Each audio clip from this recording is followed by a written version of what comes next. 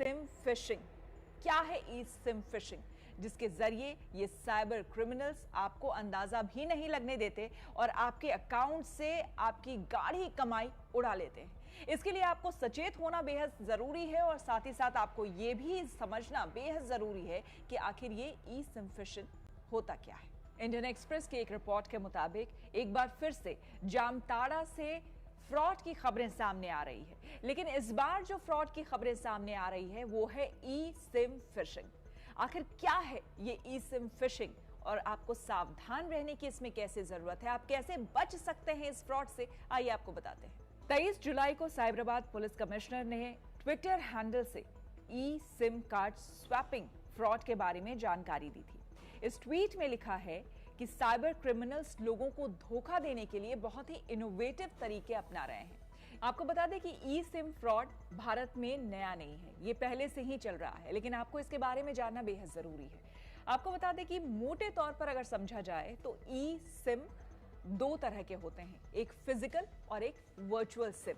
जो physical SIM होता है वो आपके मोबाइल के फोन कार्ड स्लॉट में लगता है और जो वर्चुअल सिम होता है वो आपके मोबाइल में कहीं लगाना नहीं होता है, बल्कि वो इनबिल्ट होता है। हालांकि भारत में अगर हम बात करें तो चुनिंदा कंपनियां ही ई सिम प्रोवाइड करती है और ई सिम सपोर्ट सिर्फ मोबाइल में होने से नहीं होता है, जो नेटवर्क प्रोवाइडर कंपनियां हैं उन्हें भी सपोर्ट करना जरूरी होता है। जैसे फिजिकल सिम के साथ आप किसी टेलीकॉम कंपनी का प्लान यूज करते हैं, इसी तरह से ई सिम के साथ ही प्लान भी उन्हीं कंपनियों के होंगे।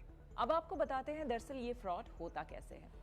सबसे पहले जो साइबर क्रिमिनल्स होते हैं वो फोन डायरेक्टरी का पहले नंबर एक्सेस करते हैं और उसके बाद जो टारगेट कस्टमर होता है उन्हें फोन करते हैं और वो सर्विस प्रोवाइडर कंपनी का कस्टमर केयर का अपने आप को बताते हैं। दूसरे स्टेप में उन्हें एक मैसेज भेजा जाता है, वो एक वार्निंग मैसेज के तौर पर होता है। उसमें केवाईसी कराने को आपको कहा जाता है और केवाईसी नहीं करने पर सिम के ब्लॉक होने की बात कही जाती है। इसके बाद उन्हें कॉल किया जाता है और ई सिम एक्टिवेशन के बारे में बताया जाता है, जिसके बाद कस्टमर से बेसिक डिटेल्स फिर वो मांगते हैं। दूसरे मैसेज में उन्हें एक लिंक भेजा जाता है जो एक फॉर्म होता है और उसे फिल करते ही यानी कि सारी डिटेल्स सीधे उन साइबर क्रिमिनल्स के पास पहुंच जाती है।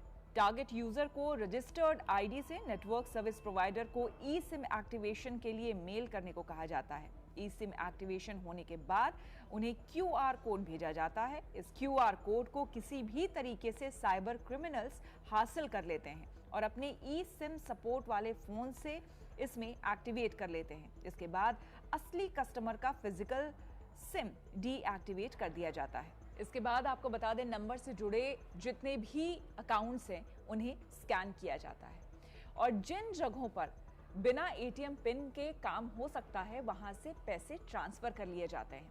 साथ ही साथ चूंकि उनके पास फोन नंबर मौजूद है तो अगर ओटीपी की भी जहां पर जरूरत होती है तो उनके पास वो इजीली अवेलेबल होता है।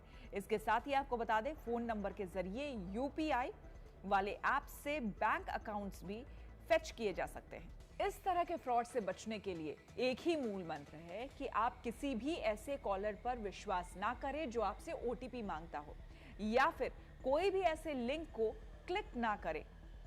किसी भी ऐसे लिंक को क्लिक करने से पहले आप बेहद सावधानी बरतें, ना ही किसी कॉलर को अपना पिन शेयर करें और किसी के भी भेजे लिंक पर अपनी डिटेल्स यूं ही साझा ना करें। इन सावधानियों को आप अपनाएं, इसी के साथ आप सावधान रहें और सतर्क रहें किसी भी फ्रॉड से बचने के लिए।